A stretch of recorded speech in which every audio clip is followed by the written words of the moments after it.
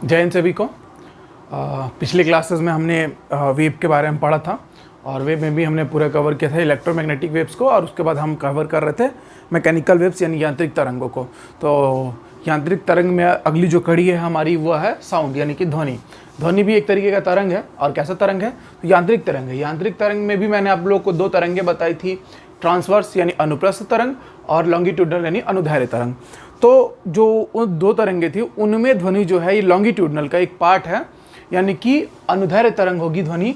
तो शुरू के दो पॉइंट्स आप इजीली समझ पा रहे होंगे कि भाई साउंड है, और साउंड कैसे तरंग है भाई? तो मैकेनिकल वेव है, और मैकेनिकल में भी कैसी है? तो लॉन्गिट्यूडनल है यानी कि अनुदैर्ध्य तरंग है। ध्वनि कहेंगे किसे? तो देखो, बंडल रहता है वेव्स का, और हमारे पास मतलब हमारे लिए ध्वनि क्या है वो मैं आपको समझाने की कोशिश करता हूँ कि हमारा जो ईयर ड्रम है उस पर कोई कण आए, टकराए, ठीक है, एक पूरा तरंग का गुच्छा आए, उन पे टकराए और एक सेंसेशन पैदा करे, या फिर कह सकते हैं आपकी एक वाइब्रेशन क्रिएट करे, और फिर हम उसके द्वारा जान पाएँ कि वो क्या कहना चाह रहा है। इसको हम सेंस करते हैं सुनने का। तो ये पूरी जो घटना है ये केवल और केवल वो जो साउंड हमारे वो जो वेव्स हमारे कानों पर, ईयर ड्रम्स पे आके लगती है, उसके कारण हम इसको सेंस कर पाते हैं। यानी कि जो सेंसेशन होता है उस वेव के कारण, वही हमारे लिए क्या होता है? साउंड होता है। तो एक तरीके का सेंसेशन है, और इसको सेंस कौन करता है? हमारे ईयर ड्रम्स, ईयर में। ठीक, तो इस तरीके से साउंड को हम लोग डिफाइन कर सकते हैं या समझ सकते हैं। अब इसके लिए मीडियम रिक्वायर्ड है कि नहीं है? तो देखिए, इन वैक्यूम या फ्री स्पेस यानी कि निर्वात में या शून्य में ध्वनि जो है, साउंड जो है वो प्रोपगेशन नहीं कर सकता है, यानी कि संचरण नहीं कर सकता है, गमन नहीं कर सकता है। इसको चलने के लिए माध्यम चाहिए ही चाहिए। अब सोचने वाली बात है, या अगली जानकारी जो है हमारी, उसमें लिखा हुआ है परसिस्टेंस ऑफ हियरिंग, यानी कि, और उसमें भी लिखा हुआ है 1/10 सेकेंड्स, आप लोग देख पा रहे होंगे। तो यानी कि जब हम कुछ सुनते हैं तो हमारे कानों में कितने देर तक के लिए रहता है, मतलब वो जो ध्वनि रहती है वो कितने देर तक के लिए रहती है? तो वो केवल 1 सेकेंड के 10वें हिस्से तक रहती है, और उसके बाद क्या होती है? फिर वो गायब हो जाती है। मतलब मैं कुछ बोल रहा हूँ और आप अभी सुन रहे हैं, तो जो मैं बोल रहा हूँ वो आपके पास, यानी आप उसको सेकेंड के 10वें हिस्से तक ही सुन सकते हैं। तो यही कहलाता है परसिस्टेंस ऑफ हियरिंग। अच्छा, उसके बाद कुछ टर्म्स हैं जो आपको याद रखने चाहिए साउंड से रिलेटेड, कि पोलराइजेशन इसमें, यानी कि ध्रुवण जो है, ध्रुवण की घटना ध्वनि में नहीं पाई जाती है, लेकिन रिफ्लेक्शन, रिफ्रैक्शन और डिफ्रैक्शन, यानी कि परावर्तन, अपवर्तन और विवर्तन, ये 3 घटनाएं ध्वनि में पाई जाती हैं। और इनका उपयोग करके, और ध्वनि के इन घटनाओं का उपयोग करके हम बहुत सारे एडवांस फीचर्स में भी इसको यूज करते हैं। जैसे जैसे पढ़ेंगे चैप्टर हम उसको समझेंगे, ठीक है। तो अब हम पढ़ने जा रहे हैं ध्वनि के बारे में, इससे रिलेटेड कुछ और जानकारियां साउंड के बारे में। तो मैं आपको बता दूं, ध्यान दीजिएगा आप लोग, सॉरी। अब जो साउंड है हमारा, सबसे पहले हम लोग पढ़ते हैं कि इसकी डिपेंडेंसी किन किन चीज़ों पे होती है, मतलब स्पीड जो इसका है। अच्छा, मैं इसके स्पीड के बारे में बताना भूल ही गया। तो भाई स्पीड ऑफ साउंड कितना होगा? तो स्पीड ऑफ साउंड यानी जो ध्वनि का चाल है, वेग है, वो मैटर करता है। जैसे कि इन गैस बोलोगे तो आप, मैं अगर एयर को ले लूँ तो एयर में 332 से 346 मीटर पर सेकेंड, और ये डिफर करेगा, और मतलब अंतर आ सकता है। कब कितना होगा पूरा एक एक चीज़ का डेटा दूंगा, क्योंकि क्वेश्चन एग्जाम में ऐसे ही आता है। इन वाटर अगर बात करें हम लोग कि भाई पानी में कितना होगा, तो पानी में ये हो जाता है 1500 मीटर पर सेकेंड। अप्रॉक्सीमेट डेटा है ये, आप ऐसा ले सकते हैं। मैं एकदम एक्यूरेट डेटा भी आपको लिखवाने ही वाला हूँ, मैं आपको बस कुछ चीज़ समझाना चाहता हूँ, इसलिए ऐसा लिख रहा हूँ। इन सॉलिड्स की बात करेंगे तो सॉलिड्स में मैं मान लेता हूँ ये 5000 मीटर पर सेकेंड। अब आप बताइए कि ये एक गैस का फॉर्म है, ये लिक्विड है और ये सॉलिड है।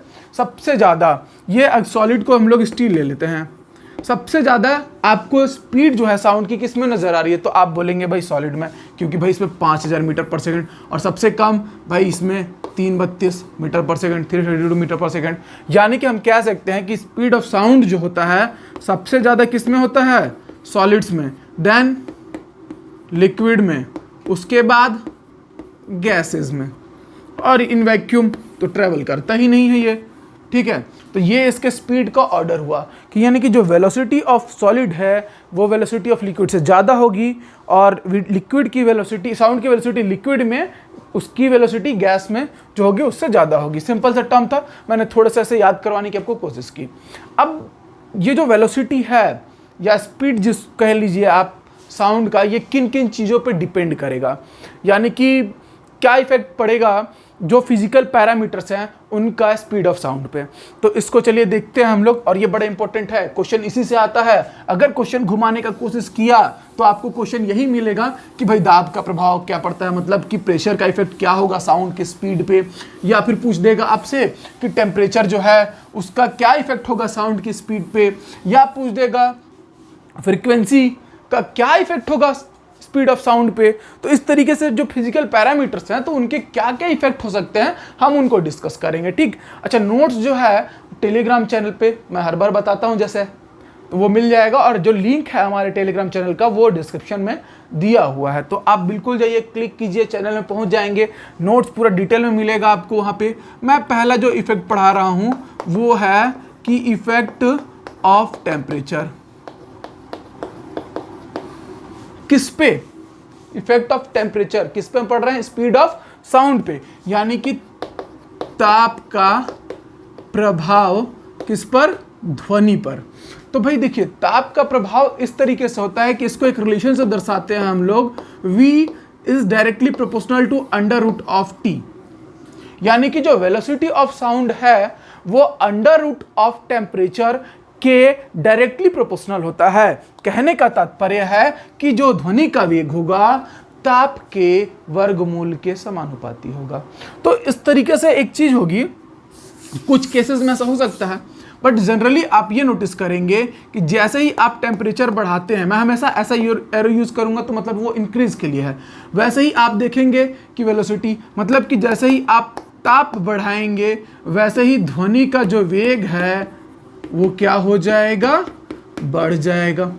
सिंपल सा फंडा है। पहला इफेक्ट टेम्परेचर का ये होगा कि जैसे ही हम माध्यम में उसका ताप बढ़ाएंगे तो उसमें ध्वनि का वेग भी क्या होगा?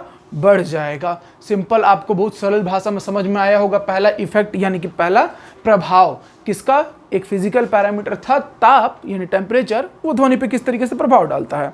इसके क्वेश्चंस भी हैं और इसको बहुत घुमा के भी पूछता है और इससे न्यूमेरिकल्स भी आते हैं, ठीक। अब इसी फॉर्मूले को मैं चाहूं तो मैं V1 और V2 के कैटेगरी में लिखूं तो भाई ये T1 और T2 भी हो जाएगा, और T1 और T2 कैसे रहेंगे? अंडर रूट के फॉर्म में, और ये फॉर्मूला आगे यूज होगा, और जब यूज होगा आपको प्रॉब्लम का अलग से वीडियो बनेगा, उसमें आपके इससे क्वेश्चंस मिल जाएंगे, आप समझ पाएंगे। बस ये याद रखिएगा, यही फॉर्मूला है, ये उसको एज इट इज लिखा गया है।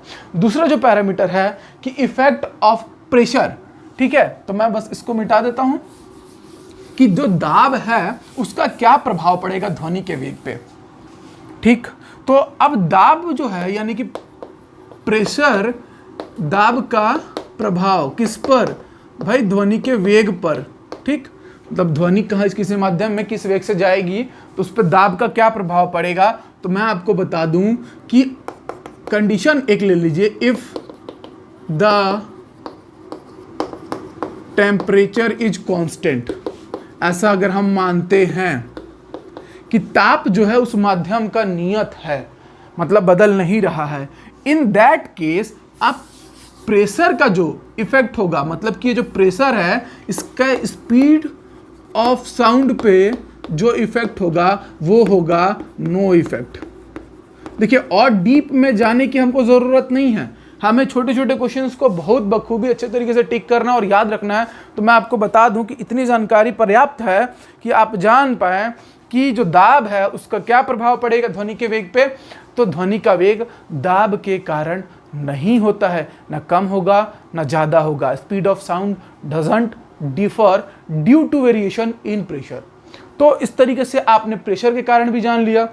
अब हमारा अगला टॉपिक है इफेक्ट ऑफ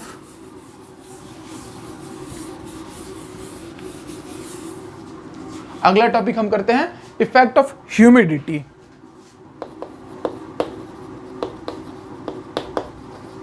यानी कि आर्द्रता का प्रभाव ध्वनि के वेग पर।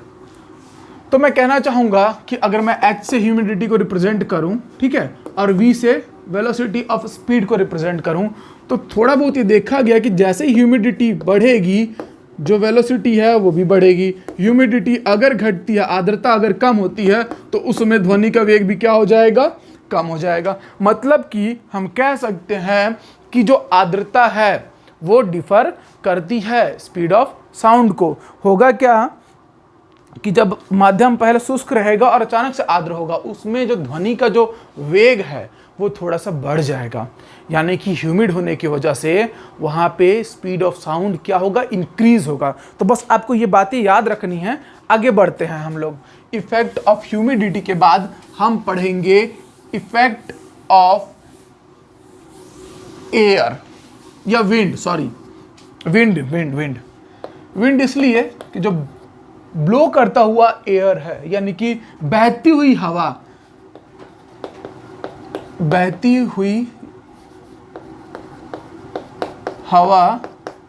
का ध्वनि के वेग पर प्रभाव क्या हो सकता है। ध्वनि के वेग पर बहती हुई अगर हवा अगर डिस्टर्ब करे ही ना तो फिर तो वेग तो वही रहेगा ना, मतलब वेलोसिटी या स्पीड जो भी कह लीजिए आप साउंड का, वो तो वही रहेगा, डिफर नहीं करेगा। बट ये अचानक से हम लोग मानते हैं माइंड का डायरेक्शन बदल गया और उसकी स्पीड बदल गई, तो इस केस में वो किस तरीके से स्पीड ऑफ साउंड को अफेक्ट करेगा वो देखने वाली बात है।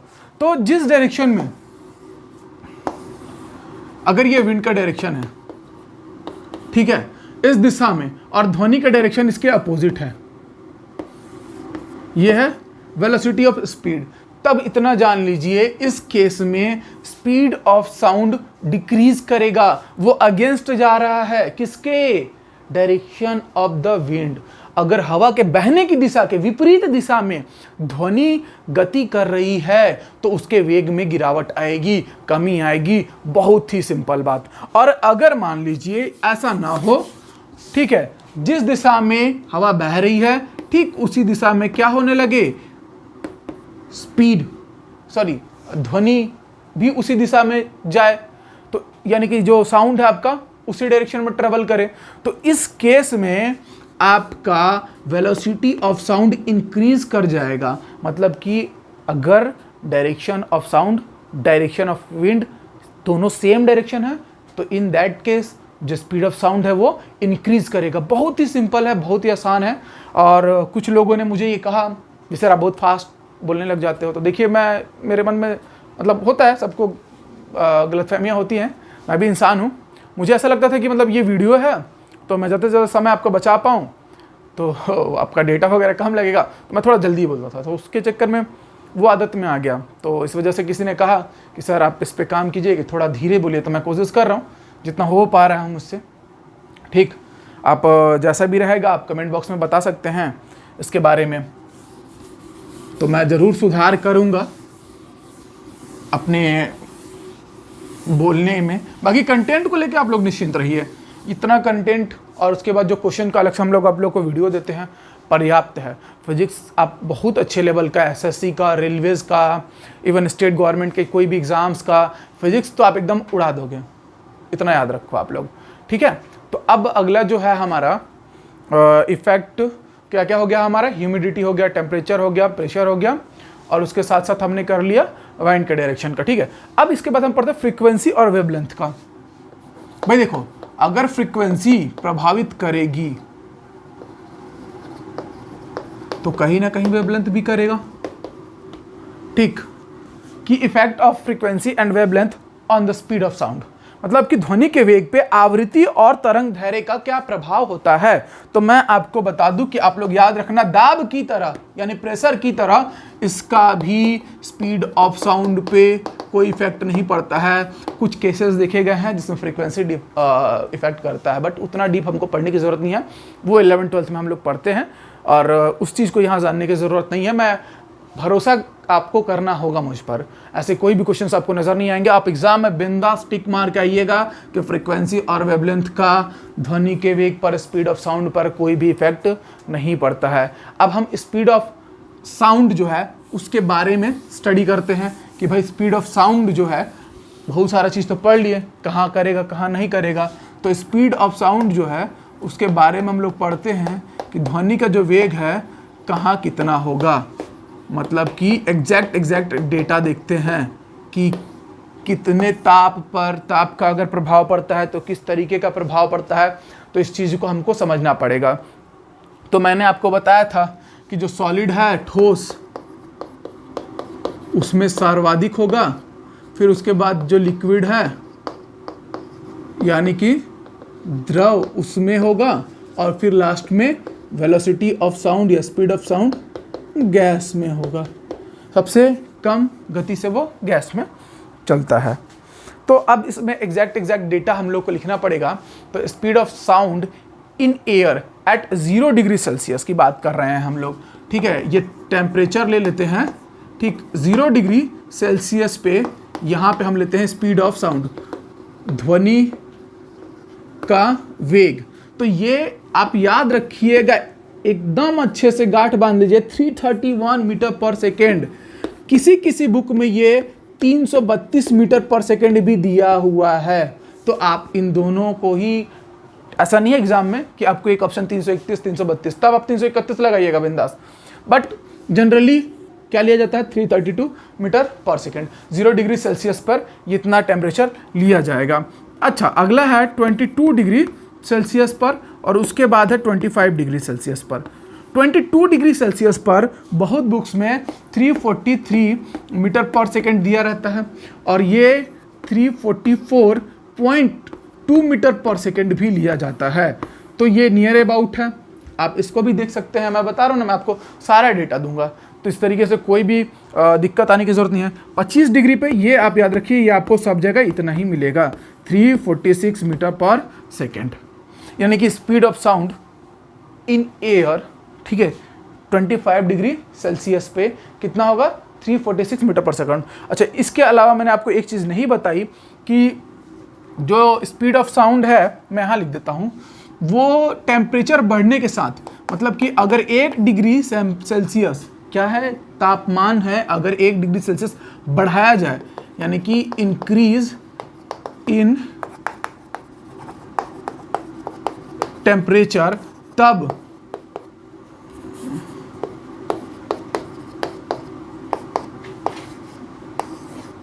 स्पीड जो है 0.61 मीटर पर सेकेंड बढ़ जाती है। मतलब कि 25 डिग्री सेल्सियस पर स्पीड ऑफ साउंड इतना है, तो 26 1 डिग्री सेल्सियस हाई करेंगे टेम्परेचर, तो उस पर इसमें कितना ऐड हो जाएगा 0.6, ठीक है, ये याद रखेंगे। और अगर 1 डिग्री सेल्सियस ड्रॉप कर दिया जाए टेम्परेचर, यानी डिक्रीज कर दिया जाए, घटा दिया जाए 1 डिग्री सेल्सियस ताप, तो फिर माइनस करवा दीजिएगा आप वेलोसिटी में 0.61 मीटर पर सेकेंड का। इस तरीके से आपने ये सब चीज़ें सीखी, और ये बहुत इंपॉर्टेंट डेटा था। अब आगे चलते हैं हम लोग कि सॉलिड्स में कुछ सॉलिड लेते हैं, लिक्विड्स में कुछ लिक्विड लेते हैं, ठीक, कि इन सब में वेलोसिटी क्या क्या होगी।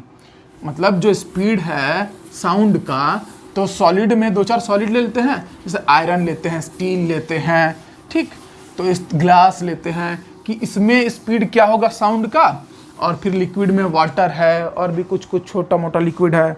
फिर एयर में हम लोग कुछ गैस वगैरह हम देख लेंगे, हाइड्रोजन, हीलियम में। तो ये डेटा याद रखिएगा, इससे क्या होगा ऑब्जेक्टिव बनाने में बड़ा आसानी होता है। क्योंकि कभी कभी क्या हो गया कि क्वेश्चन के ऑप्शंस में ना आपको ये तो पता चल गया कि सॉलिड में ज़्यादा होगा, लेकिन अब दे देगा आयरन, और दे देगा स्टील, निकल दे देगा, तो आप कैसे टिक कीजिएगा। मतलब बुझाने का काम तो करेगा ही ना, उसका वो काम ही है। तो अब यहाँ ध्यान दीजिएगा, मैं यहाँ पे सॉलिड्स यानी कि जो ठोस रहेंगे उनका एक टेबल बना रहा हूं, लिक्विड्स यानी कि जो द्रव रहेंगे एक उनका टेबल, और एक बना रहा हूं गैस का, ठीक। स्पीड ऑफ साउंड जस्ट मैं उसके सामने लिखूंगा, तो कंफ्यूज होने का काम मत कीजिएगा आप लोग। स्पीड जो है इसमें आपका सॉलिड में, शुरुआत करते हैं हम लोग एल्यूमिनियम। देखिए भाई, हिंदी में नहीं लिख रहा हूं मैं, क्योंकि हिंदी में लिखने का कोई मतलब नहीं है। एल्यूमिनियम को मैं एल्यूमिनियम ही लिखूंगा, ठीक। ए ला या संयोग ऊ की मात्रा, तो कोई मतलब तो है नहीं, हम डायरेक्ट यहाँ इसको एल्यूमिनियम का एल्यूमिनियम ही बोलते हैं, इतना सब हम अंडरस्टैंड करते हैं, ठीक है। इसके बाद हम लिखेंगे निकिल या निकल। फिर उसके बाद आता है हमारा स्टील। मैं ऑर्डर में ही लिख रहा हूँ। स्टील के बाद आप ले सकते हैं आयरन। ये दोनों का एकदम नियर अबाउट होता है, लेकिन इसीलिए बार बार एग्जाम में कभी कभी ऐसा कंफ्यूज करने के लिए दे देता है। ठीक है, अगला लिख देते हैं ब्रास, और उसके बाद वाला है हमारा ग्लास, कांच। इतना सॉलिड में आप याद रखिएगा। इतना डेटा मैंने इकट्ठा करके लाया आप लोगों के लिए, तो आप लोग इसको बड़े अच्छे से याद रखेंगे। लिक्विड्स में लिख लेते हैं सी वाटर, यानी समुद्र के जल का क्या होगा, सी वाटर का। उसके बाद है वाटर, फिर उसके बाद आ जाता है एथेनॉल, फिर उसके बाद आ जाता है मेथेनॉल, कि इनमें क्या क्या वेलोसिटीज होंगी। ठीक है, इसको आप अभी देखेंगे, इसको देखेंगे, थोड़ा सा याद करेंगे उसके बाद। और अगर मैं बात करूं गैस की, तो गैस में पहले आप लिखिए हाइड्रोजन, देन लिखिए हीलियम, देन लिखिए आयरन, फिर ऑक्सीजन। हाइड्रोजन, हीलियम, उसके बाद आप लिख लीजिए एयर, उसके बाद लिखिए आप ऑक्सीजन। तो ये 4 बहुत है, hydrogen, helium, air and oxygen. अब यहां ध्यान दीजिएगा कि एल्यूमिनियम का कितना होता है। इतना सब आपको थोड़ा बहुत याद रखने की ज़रूरत है। तो एल्यूमिनियम का देखिए, सिंपल 6420 620 या 6040 मीटर पर सेकेंड, 6040 मीटर पर सेकेंड। इन दोनों का एकदम नियर अबाउट रहता है 5960 मीटर पर सेकेंड, 5960 मीटर प्रति सेकेंड, और इसका 5950 मीटर पर सेकेंड। ठीक है, अब ब्रास और इसकी बात करेंगे तो इसका सिंपल सा है 47 मीटर पर सेकेंड, और इसका जो देखा जाएगा 3980 मीटर पर सेकेंड। आपको याद नहीं करना है, आपको ये ऑर्डर याद होना चाहिए। वहां आपको ऐसा कोई प्रॉब्लम नहीं मिल जाएगा कि इसको रख के आपको पुट करने का आंसर लाना रहेगा। आपको सिंपली बस ऑर्डर याद रहना चाहिए। एल्यूमिनियम, निकिल, निकिल के बाद स्टील, स्टील के बाद आयरन, आयरन के बाद ब्रास, ब्रास के बाद लास्ट हमारा क्या था, ग्लास। बेसिकली इनमें से ही आपका क्वेश्चन और प्रॉब्लम जो है वो दूर हो जाएगा। अब हम बात करते हैं कि सी वाटर, वाटर, और क्या था हमारा एथेनॉल और मेथेनॉल, इन लोगों का कितना होगा। तो सी वाटर का होता है 1531 मीटर पर सेकेंड। ठीक है, 1531 मीटर पर सेकेंड। और जो वाटर होता है, जो पानी, मैंने शुरू में लिखा था 1500 मीटर पर सेकेंड, मैंने दोनों का एक एवरेज ले लिया था, बट जनरली नियर अबाउट वो इतना ही होता ही है, इसीलिए हमने इसको 1500 ले लिया था। भाई 2 मीटर पर सेकेंड वही गुना तो नहीं है ना। तो जल में कितना होता है, 1498 मीटर पर सेकेंड। इसके लिए होता है 1207 मीटर पर सेकेंड। एक इंटरेस्टिंग बात और यहाँ देखने मिलेगी, मैं आपको बताऊंगा, और इसका होता है 1103 मीटर पर सेकेंड। ठीक, अब बात करेंगे हाइड्रोजन, हीलियम, एयर और ऑक्सीजन। एयर का मैंने सबको बता चुका है कि 346, और ऑक्सीजन जो है वो 316। ये दोनों एकदम मिलता जुलता है। ये आप लोग को शुरू में ही मैंने लिखवा दिया था, तो आप लोगों को याद भी होगा। 346 लेते हैं एयर का। अब इसमें जो है ना, ये होता है 965 मीटर पर सेकेंड, और ये 1284 मीटर पर सेकेंड होता है। हाइड्रोजन में जो वेलोसिटी होती है तो वो होती है कितनी, 1284 मीटर पर सेकेंड। ध्यान दीजिएगा, मेथनॉल और एथेनॉल से ज़्यादा होता है हाइड्रोजन का। तो कभी इस तरीके का ऑप्शन आएगा तो आप गलतियाँ नहीं कीजिएगा। ठीक है, अब आगे चैप्टर पढ़ते हैं। ठीक, तो अब हम पढ़ने जा रहे हैं। हमने साउंड के स्पीड्स को देखा कि भाई एल्यूमिनियम, निकिल, निकिल के बाद हमने स्टील, आयरन, उसके बाद जो भी था, और उस तरीके से फिर sea water, water, ethanol, methanol, gases में हाइड्रोजन, हीलियम, एयर यानी कि वायु, और ऑक्सीजन। इस तरीके से हमने सब में देखा। अब हम जो पढ़ने जा रहे हैं कि शॉक वेव के बारे में पढ़ने जा रहे हैं। शॉक वेव, अगर मैं बहुत डिटेल में जाऊंगा तो हमारा बहुत टाइम वेस्ट होगा, बट सिंपली आप जान लीजिए इसको सोनिक बूम कहते हैं। और इसका आकार किस तरीके का होता है कि मैं अगर बनाना चाहूँ, ठीक है,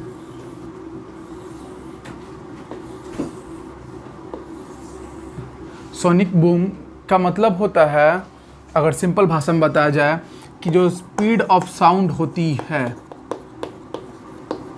उससे भी ज़्यादा तेज, मतलब कि इसका जो साउंड होगा, सॉरी इसकी जो वेलोसिटी होगी, मतलब कि ऐसा कोई एक सोर्स जिसकी जो वेलोसिटी है वो साउंड की वेलोसिटी से ज़्यादा हो, ठीक, तो उसकी वेलोसिटी को हम सुपरसोनिक स्पीड या सोनिक बूम कहते हैं, ठीक। और इसको दर्शाते हैं हम मैक नंबर से। अब मैक नंबर से खास करके एग्जांपल के द्वारा आपको क्लियर होगा कि जेट, ठीक है, जेट जो फाइटर प्लेन्स होते हैं और आपका मिसाइल होता है, तो ये जो चीज़ें होती हैं इनका जो स्पीड होता है ये सुपरसोनिक होता है और उसके स्पीड को हम लोग मैक नंबर से रिप्रेजेंट करते हैं। मैक 2, मैक 3, मैक 4 आपने सुना भी होगा। तो वो मैक 2, मैक 3, मैक 4 क्या है वो मैं आपको बता रहा हूँ। तो मैक जो होता है वो होता है मैक नंबर, ये एक कि मैक संख्या, माक संख्या भी बोलते हैं हिंदी में, कि जो आपका जो सोर्स होगा तो उसका स्पीड, स्पीड ऑफ सोर्स, जो भी सोर्स हो, और स्पीड ऑफ साउंड, इन दोनों का रेशियो निकाला जाता है कि भाई एयर में वो जो सोर्स है वो किस स्पीड से जा रहा है और उसी मीडियम में, पर्टिकुलर मीडियम या एयर में ही जो साउंड है उसका स्पीड क्या होगा।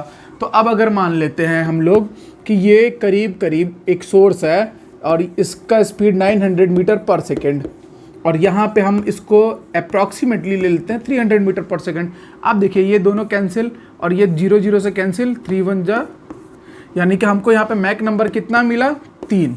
यानी कि जैसे हम मैक नंबर 3 देखते हैं तो हम ये बता पाते हैं कि वो जो सोर्स है वो स्पीड ऑफ साउंड से कितना गुना, 3 गुना ज़्यादा तेज है। तो अगर अब कोई जेट फाइटर जो है वो मैक 3 है, यानी कि वो ध्वनि के वेग से 3 गुना ज़्यादा तेज उड़ सकता है या गति कर सकता है।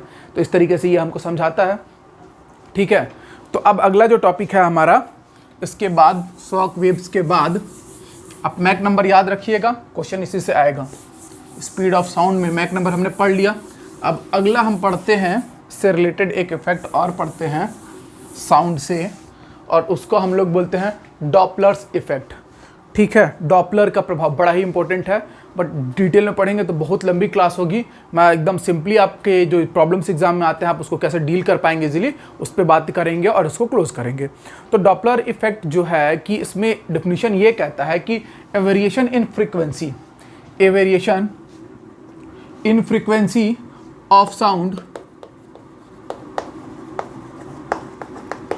ध्यान दीजिएगा, साउंड की फ्रीक्वेंसी में क्या हो रहा है, वेरिएशन, ऑब्जर्व्ड बाय ऑब्जर्वर, यानी कि जो श्रोता है, जो ऑब्जर्व कर रहा है, वो जो ध्वनि है उसकी आवृत्ति में वेरिएशन यानी कि जो बदलाव अनुभव करेगा, ठीक।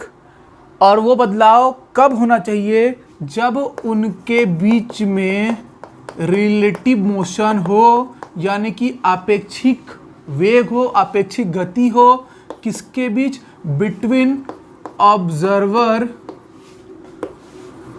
एंड जो भी सोर्स है, यानी कि श्रोता एवं स्रोत के बीच क्या होनी चाहिए, आपेक्षिक गति। और इस समय, उस समय जो ध्वनि है उसकी आवृत्ति का अध्ययन करके हमें डॉपलर महोदय ने बहुत सारे अलग अलग चीज़ें बताई थी, कंडीशंस बताई थी। इन्हीं को हम डॉपलर का प्रभाव कहते हैं और इसके बारे में अध्ययन करते हैं कि जो ध्वनि स्रोत है और जो श्रोता जो उसको सुन रहा है, उन दोनों के बीच जो आपेक्षिक गति होगी उसके कारण उत्पन्न होने वाला जो प्रभाव होगा उसी को हम सिंपली या सरल भाषा में डॉपलर प्रभाव कहते हैं। अब ये 3 तरीके का हो सकता है। पहला कंडीशन होता है कि भाई दोनों स्थिर रहें। दोनों स्थिर रहें मतलब आपका ऑब्जर्वर और आपका जो सोर्स दोनों क्या रहें, रेस्ट में रहें, मतलब कि श्रोता और आपका जो स्रोत दोनों क्या रहें, स्थिर रहें। दूसरा हो सकता है कि भाई एक चलना चालू कर दे, दूसरा स्थिर रहे, यानी कि जो आपका ऑब्जर्वर है वो इन मोशन हो और सोर्स जो है वो रेस्ट में रहे, यानी कि श्रोता चले और स्रोत रुका रहे। तीसरा कंडीशन उल्टा, जो स्रोत है ध्वनि का वो चले और सुनने वाला श्रोता स्थिर रहे, ठीक है, एक जगह पे। तो इस तरीके से अब जो इंपॉर्टेंट पॉइंट इसमें है जो हमारे पढ़ने के लिए और जिससे रिलेटेड एग्जाम में क्वेश्चन आता है, बस आप उसको ध्यान दीजिए कि भाई ये जो फ्रीक्वेंसी चेंज है वो किस तरीके से होगा। तो मैं आपको यहाँ पे बना देता हूँ, यहाँ लिख देता हूँ मैं सोर्स, ठीक है, और यहां रहेगा आपका ऑब्जर्वर यानी कि श्रोता, और ये रहेगा आपका स्रोत। तो देखिए, स्रोत ध्वनि का स्रोत है और श्रोता जो सुनने वाला रहेगा। तो इसमें नोट जो है मैंने नोट करके लिखे 2 पॉइंट्स कि स्रोत और श्रोता। तो जब होगा क्या कि दोनों जब एक दूसरे के पास आएंगे, या फिर ऐसा भी हो सकता है कि स्रोत स्थिर हो या श्रोता ही स्थिर हो, लेकिन पास जब आएंगे 2 ही कंडीशन होगी ना, किसी भी केस में। इसको आप रेस्ट में कर दो, इसको लेके आओ तो भी पास आएंगे, इसको रेस्ट में कर दो, इसको लेके आओ तो भी पास आएंगे। यानी कि कंडीशन एक हो सकता है पास आने का और कंडीशन दूसरा हो सकता है दूर जाने का। तो जब वो पास आएंगे यानी कि एक दूसरे के नियर आएंगे तो हमें क्या क्या चेंजेस देखने मिलेंगे, ठीक। और जब वो दूर जाएंगे, ठीक, एक दूसरे से, तो हमें क्या क्या चेंजेस देखने मिलेंगे। स्पीड ऑफ साउंड या साउंड की जो भी और कैरेक्टरिस्टिक्स है, उसके गुण है, उसमें क्या क्या अंतर देखने मिलेगा। तो हम पास वाला पहले देखते हैं कि भाई जब दोनों एक दूसरे के पास आएंगे, श्रोता और स्रोत, तो आप ध्यान दीजिएगा कि फ्रीक्वेंसी इंक्रीज होगी साउंड की, यानी कि आवृत्ति क्या होगी, बढ़ जाएगी। अब आवृत्ति के बढ़ने के कारण जो आवाज है आपको तेज सुनाई देगी, यानी कि उसका पिच बढ़ जाएगा। तारत्व कहते हैं इसे हिंदी में हम, ठीक। ये भी क्या होगा, इंक्रीज करेगा जब दोनों पास आएंगे। और पिच और फ्रीक्वेंसी जब बढ़ रही है, मतलब आवाज आपको सुनाई कैसे देगी, तो पतली सुनाई देगी, ठीक है। फ्रीक्वेंसी ज्यादा होने पर आवाज वैसे भी आपको कैसे सुनाई देगी, पतली। अब दूर जब जाएंगे, जस्ट विपरीत करिए। अब जैसे दूर हटना चालू करेंगे, फ्रीक्वेंसी ड्रॉप होगा, यानी कि आवृत्ति में गिरावट आएगी, कमी आएगी, डिक्रीज करेगा फ्रीक्वेंसी। इस केस में जब फ्रीक्वेंसी डिक्रीज कर रहा है तो पिच यानी कि जो तारत्व है वो भी क्या होगा, कम होगा। और आवाज जो है वो कैसी सुनाई देगी, मोटी सुनाई देगी, वाइब्रेशन आएगा उसमें ज्यादा, ठीक। तो इस तरीके से हम डॉपलर इफेक्ट, अब डॉपलर इफेक्ट का यूज कहाँ करते हैं, तो ये चीजें अगर आपको समझ में आ गई होंगी, तो डॉपलर इफेक्ट का जो यूज है ना, जो वायुयान वगैरह हैं जो उड़ते हैं, ठीक, वायुयान मतलब वायु में उड़ने वाली यान, तो उसका उपयोग जब करते हैं हवाई अड्डों पर, मतलब एयरपोर्ट्स पर, उनका जो डायरेक्शन है उसको गाइड करने के लिए किया जाता है। मतलब जो हवाई अड्डे होते हैं उस पर वायुयान की जो दिशा है उसको निर्धारित करने के लिए किया जाता है। और हमारे शरीर में हृदय की गति, मतलब हृदय की गति मतलब हृदय का जो धड़कन होता है उसको, और जो ब्लड का हमारा सर्कुलेशन हो रहा है वो हृदय से ही पंप होकर होता है। तो इन दोनों का थोड़ा बहुत अध्ययन करने में हम डॉपलर इफेक्ट का यूज़ करते हैं। तो अब याद रखिएगा इसको यूज़ के रूप में। अब आगे बढ़ते हैं, हम लोग अगला टॉपिक पढ़ते हैं, और हमारा अगला टॉपिक रहेगा डॉपलर इफेक्ट हो गया और ये हो गया।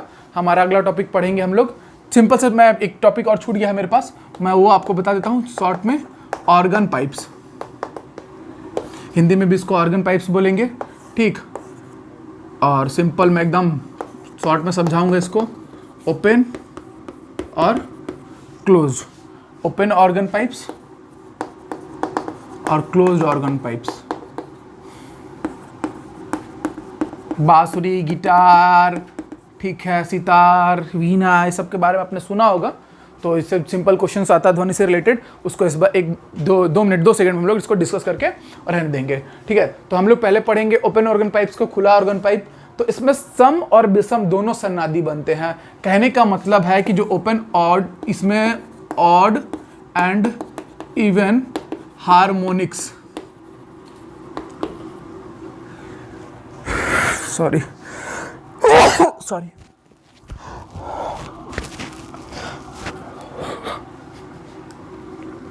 यानी कि सम और विषम सन्नादी। बस आपको इतना याद रखना है कि जो ओपन रहेगा उसमें सम और विषम सन्नादी बनेंगे, जिसके कारण इसकी आवाज क्लोज्ड वाले की तुलना में ज़्यादा मधुर होगी। मतलब कि इसमें जो साउंड क्रिएट होता है, और इसके एग्जांपल्स आपको मैं बता दूं, फ्लट बोलते हैं इसको, बांसुरी, बीन, ये सब इसके एग्जांपल होते हैं। दोनों एंड से क्या होते हैं, ये ओपन होते हैं। तो सम और विषम हार्मोनिक्स यानी ऑड एंड इवन हार्मोनिक्स, सम और विषम सन्नादी दोनों बनेगा, और आवाज़ जो इससे निकलेगी वो क्या होगी, बहुत ही मधुर होती है। शहनाई भी इसी में आएगा, उस्ताद बिस्मिल्लाह खां, ठीक है।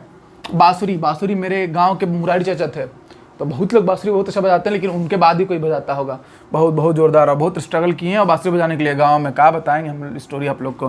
क्लोज्ड यानी कि बंद ऑर्गन पाइप, बंद ऑर्गन पाइप में केवल और केवल ऑड हार्मोनिक्स बनते हैं, यानी कि केवल और केवल विषम सन्नादी, और उन इसकी भी आवाज़ अच्छी लगती है हमें, लेकिन उनकी तुलना में मधुर नहीं होती है, ठीक है। तो इसके एग्जाम्पल आपका गिटार, सितार, वीणा, जो कुछ भी आप बोल लो, तो मैं यहाँ पे लिख भी देता हूँ, सितार, गिटार, वीणा, ये क्लासिकल में हमको सुनने मिलता है, और बाकी तो आजकल गिटार ही चलता है, ठीक। और एक चीज़ और बता देता हूँ कि जो प्योर टोन होता है उसको प्राप्त करने का जो स्रोत होता है, यानी कि शुद्ध स्वर प्राप्त करने का जो स्रोत होगा, source to getting pure tone, उसको हम लोग बोलते हैं ट्यूनिंग फॉग, ट्यूनिंग फॉग करके बोलते हैं, ठीक। उसको हिंदी में बोलते हैं स्वरित्र, स्वरित्र, तो ये आप याद रखेंगे, ट्यूनिंग फॉग, FORK, ठीक है। प्योर टोन देता है और सिंगल टोन देता है, बाकी जो देते हैं वो मिला जुला देते हैं, तो वो टोन से नोट हो जाता है। तो इस चीज़ को हम आगे डिस्कस करेंगे। अब ध्वनि के गुण हम पढ़ने जा रहे हैं, तो इसके बाद के वीडियो में हम लोग ध्वनि के गुण को पढ़ेंगे। और आप लोग ने अगर अब तक वेब वगैरह नहीं पढ़ा है तो पहले चैनल को सब्सक्राइब कीजिए, और जो डिस्क्रिप्शन बॉक्स है उसमें जाइए और वहाँ पे लिंक्स हैं, ओपन करिए, पढ़िए, उसके बाद हम आगे कंटिन्यू करेंगे अगला चैप्टर ध्वनि के गुण।